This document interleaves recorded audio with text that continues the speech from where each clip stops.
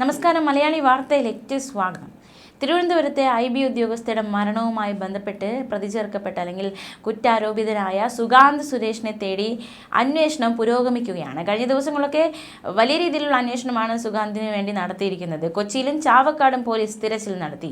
കൊച്ചിയിൽ ഹൈക്കോടതിക്ക് സമീപത്തെ ഏതാനും ഓഫീസുകളിലാണ് തിരച്ചിൽ നടത്തിയത്. ചാവക്കാട് സുഗാന്തിന്റെ ബന്ധുവീടുകളിലും പരിശോധന നടത്തി. സുഗാന്തിനെ പിടികൂടാൻ നിയോഗിച്ചിട്ടുള്ളത് 2 സംഘങ്ങളെയാണ്. ഈ സംഘങ്ങളിൽ ഒരു സംഘം മലപ്പുറം കേന്ദ്രീകരിച്ചാണ് അന്വേഷണം നടത്തുന്നത്. കുടുംബവുമായി ഒളിവിൽ പോയിരിക്കുകയാണ് സുഗാന്ത് സുരേഷ്.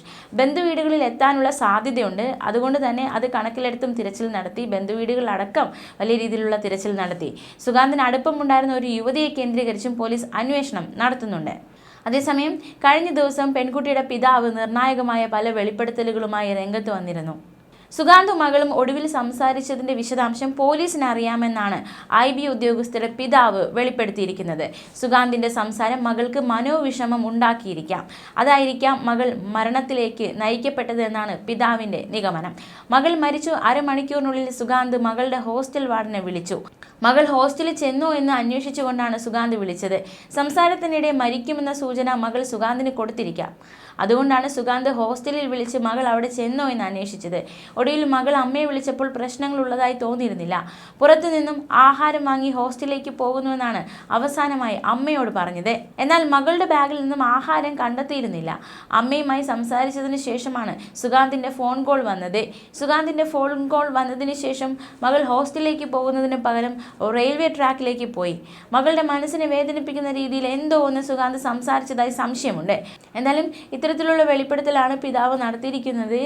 IB ഉദ്യോഗസ്ഥ ആത്മഹത്യ ചെയ്ത സംഭവത്തിൽ ആൺ സുഹൃത്തും IB ഉദ്യോഗസ്ഥനുമായ സുഗാന്തിനെതിരെ കൂടുതൽ വകുപ്പുകൾ കഴിഞ്ഞ ദിവസം ചുമത്തിയിരുന്നു. പണം തട്ടിയെടുത്തു എന്ന കുറ്റമാണ് ചുമത്തിയത്. നേരത്തെ തട്ടിക്കൊണ്ടുപോകൽ, ബലാത്സംഗം തുടങ്ങിയ വകുപ്പുകളാണ് ചുമത്തിയിരുന്നത്. മാത്രമല്ല, ഇയാൾക്കെതിരെ ആത്മഹത്യാ പ്രേരണ കുറ്റം ചുമത്തുക എന്ന നീക്കം കൂടി നടക്കുന്നുണ്ട്. ഇക്കാര്യം പരിശോധിച്ച ശേഷം അത്തരത്തിലൊരു ആത്മഹത്യാ പ്രേരണ കുറ്റം അല്ലെങ്കിൽ കൂടുതൽ പരിശോധനയ്ക്കും അതുപോലെ തന്നെ അന്വേഷണത്തിന് ശേഷം മാത്രമേ അത്തരത്തിലൊരു വകുപ്പിലേക്ക് എത്താൻ സാധിക്കുകയുള്ളൂ. സുഗാന്തിനെതിരെ പോലീസ് കേസ് രജിസ്റ്റർ ചെയ്ത കാര്യം കഴിഞ്ഞ ദിവസം IB അറിയിച്ചിരുന്നു. പ്രതിചേർത്ത സാഹചര്യത്തിൽ ഇയാൾക്കെതിരെ വകുപ്പ് തല നടപടി ഉടൻ ഉണ്ടായേക്കും. സ്ഥാനം തെറിക്കാനുള്ള സാധ്യത വരെ ഉണ്ട്. IB ഉദ്യോഗസ്ഥരുടെ മരണത്തിൽ സുഹൃത്തും സഹപ്രവർത്തകനുമായ സുഗാന്തിനെതിരെ IBയും രംഗത്ത് വന്നിരുന്നു. മരണത്തിൽ സുഗാന്തിന്റെ പങ്കാളിത്തം IB സ്ഥിരീകരിച്ചിരുന്നു. IB ഉദ്യോഗസ്ഥയിൽ നിന്ന് സുഗാന്ത് പല തവണയായി പണം വാങ്ങിയതായും റിപ്പോർട്ടിൽ വ്യക്തമാക്കിയിട്ടുണ്ട്. സർവീസ് ചട്ടങ്ങളുടെ ലംഘനമാണ് ഇതെന്നും ചൂണ്ടിക്കാട്ടുന്നുണ്ട്. IB കൊച്ചി യൂണിറ്റ് കേന്ദ്ര ആഭ്യന്തര മന്ത്രാലയത്തിന് റിപ്പോർട്ട് കൈമാറി. സുഗാന്തിനെതിരെ വകുപ്പ് തല നടപടി ഉണ്ടാകാനുള്ള സാധ്യത കൂടുതലാണ്. മകൾ ആത്മഹത്യയിലേക്ക് നയിച്ചത് സുഗാന്താണെന്ന് IB ഉദ്യോഗസ്ഥരുടെ പിതാവ് തുടക്കം മുതൽ തന്നെ ആരോപിക്കുന്നുണ്ട്. പക്ഷെ തുടക്കത്തിൽ ഗൗരവകരമായി ആരോപണത്തെ എടുത്തിരുന്നില്ല. അതുകൊണ്ട് തന്നെ സുഗാന്ത് സുരേഷിന് ഒളിവിൽ പോകാനുള്ള അവസരമൊരുങ്ങി എന്നതാണ് ഇപ്പോൾ ഉയരുന്ന പ്രധാന ആരോപണം. മകൾ ലൈംഗിക സാമ്പത്തിക ചൂഷണങ്ങൾക്ക് ഇരയായിട്ടുണ്ടെന്നും പിതാവ് കുറ്റപ്പെടുത്തിയിരുന്നു. മരിക്കുന്ന സമയത്ത് മകളുടെ അക്കൗണ്ടിൽ ഉണ്ടായിരുന്നത് വെറും തുച്ഛമായ തുകയാണ്.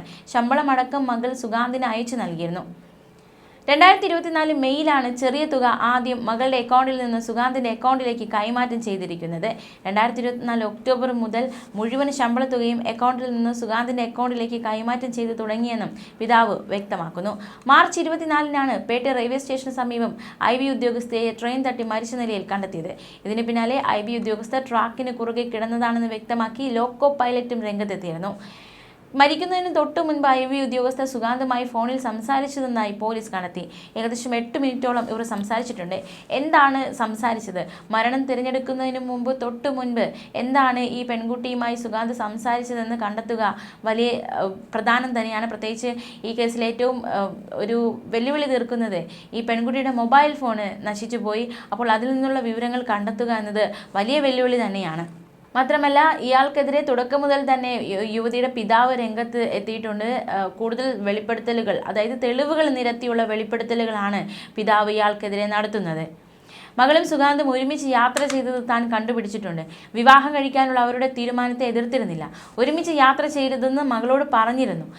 സുഗാന്തിന്റെ സംസാരം മകൾക്ക് മനോവിഷമം ഉണ്ടാക്കിയിരിക്കാം. അന്വേഷണത്തിൽ പുരോഗതിയുണ്ട്. IB ഉദ്യോഗസ്ഥന്റെ ബുദ്ധിക്ക് മുകളിൽ ചിന്തിക്കാൻ പോലീസിനാകുന്നില്ല. സുഗാന്തും മകളും ഒടുവിൽ സംസാരിച്ചതിന്റെ വിശദാംശം പോലീസിനറിയാം. സുഗാന്തിന്റെ സംസാരം മകൾക്ക് വിഷമമുണ്ടാക്കിയിരിക്കാം. മാത്രമല്ല, യുവതി ഗർഭചിത്രം നടത്തിയതിന്റെ തെളിവുകൾ ഉൾപ്പെടെ കുടുംബം നൽകിയിട്ടുണ്ട്. എന്തായാലും സുഗാന്ത് സുരേഷ് ഒളിവിലാണ്. ഇയാളുടെ വീട് പൂട്ടിക്കിടക്കുകയാണ്. വീട്ടിൽ മാതാപിതാക്കളില്ല. മലപ്പുറത്തും തിരച്ചിൽ നടത്തിയിരുന്നു. കഴിഞ്ഞ ദിവസങ്ങളിൽ കൊച്ചിയിലും ഈ തിരച്ചിൽ നടത്തിയിരുന്നു. സുഗാന്തിനെതിരെ ലുക്കൌട്ട് നോട്ടീസ് പുറത്തിറക്കിയിട്ടുണ്ട്. ഇയാളുടെ വീട് പൂട്ടിക്കിടക്കുന്ന സാഹചര്യത്തിലാണ്. വീട്ടുകാരും വീട്ടിലില്ലാത്ത അവസ്ഥയിലാണ്. അപ്പോൾ എവിടെയാണ് എന്ന ഇതിനിടയിൽ മുൻകൂർ ജാമ്യാപേക്ഷ സമർപ്പിക്കുകയുണ്ടായി.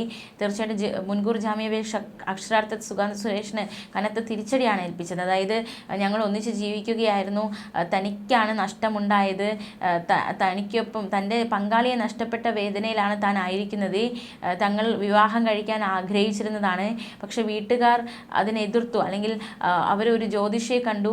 അതിനുശേഷം ഈ വീട്ടുകാർ തങ്ങളെ അകറ്റുന്ന ഒരു സാഹചര്യം ഉണ്ടായി. അപ്പോൾ അവൾ മരിക്കാൻ കാരണം അവളുടെ വീട്ടുകാരാണെന്ന രീതിയിലായിരുന്നു മുൻകൂർ ജാമ്യാപേക്ഷയുമായി സുഗാന്ത് സുരേഷ് കോടതിയെ സമീപിച്ചത്. പക്ഷേ കോടതിയിൽ നിന്ന് തിരിച്ചടിയേറ്റു. കോടതി തിരിച്ചു ചോദിച്ചത്, നിങ്ങളുടെ കൂടെ താമസിച്ച പെൺകുട്ടി മരിച്ചതിൽ നിങ്ങൾക്ക് ഉത്തരവാദിത്തമില്ലേ? അപ്പോൾ നിങ്ങളുടെ കൂടെയാണ് ആ പെൺകുട്ടി താമസിച്ചിരുന്നതെങ്കിൽ ആ പെൺകുട്ടി മരിക്കാനുണ്ടായ കാരണം എന്താണ് എന്ന ചോദ്യത്തിന് ആദ്യം ഉത്തരം പറയേണ്ടത് നിങ്ങൾ തന്നെയാണ് എന്ന് കോടതി വിലയിരുത്തിയിരുന്നു. മാത്രമല്ല ഇയാളെ അറസ്റ്റിൽ നിന്ന് സംരക്ഷിക്കുന്ന നിലപാടല്ല കോടതി സ്വീകരിച്ചത്. എന്തായാലും നീതിക്കായി ഏതറ്റം വരെയും പോരാടുമെന്ന് പെൺകുട്ടിയുടെ പിതാവും നിലപാട് സ്വീകരിച്ചിരിക്കുകയാണ്. മകൾ എല്ലാ തരത്തിലും ചൂഷണത്തിനിരയായി എന്ന് വ്യക്തമാക്കുന്ന തെളിവുകൾ ഓരോ ദിവസവും പുറത്തു വരുന്നതെന്ന് പിതാവ് വെളിപ്പെടുത്തുകയുണ്ടായി. ഇതെല്ലാം കൃത്യമായി പോലീസ് കോടതിയിൽ സമർപ്പിക്കുമെന്നാണ് പ്രതീക്ഷയെന്നും എല്ലാ വിധത്തിലും അവളെ ഭീഷണിപ്പെടുത്തിയെന്നാണ് വിശ്വസിക്കുന്നത്. അവന് താല്പര്യമില്ല, ഒഴിവാക്കണമെന്ന രീതിയിലാണ് അമ്മയ്ക്ക് മെസ്സേജ് അയച്ചത്.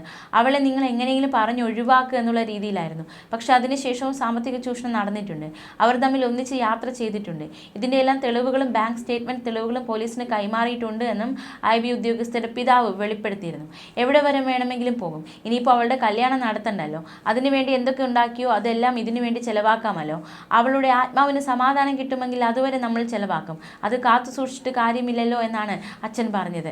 എന്തായാലും ഈ ഒരു വിഷയത്തിൽ ഒരു യുവതി, ഒരു മൂന്നാമത് ഒരു വ്യക്തി കൂടിയുണ്ട്. അപ്പോൾ ഈ ഗർഭചിത്രത്തിന് പെൺകുട്ടിക്കൊപ്പം പോയൊരു യുവതിയുണ്ട്. അത് ആരാണ് എന്ന് കണ്ടെത്തേണ്ടതായിട്ടുണ്ട്.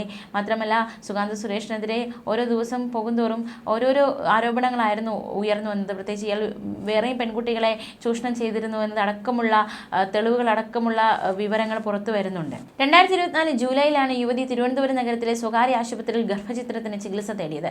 ആദ്യം ആശുപത്രിയിൽ എത്തിച്ചപ്പോൾ സുഗാന്ത് യുവതി ഒരുമിച്ചാണ് വന്നത്.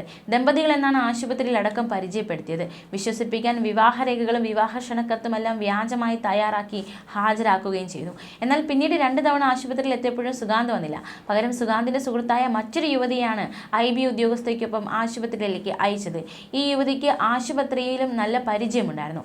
ഈ പരിചയവും സ്വാധീനവുമാണ് അബോർഷനിൽ സഹായിച്ചതെന്നും നിഗമനമുണ്ട്. ന്യൂസ് ഡെസ്ക് മലയാളി വാർത്ത.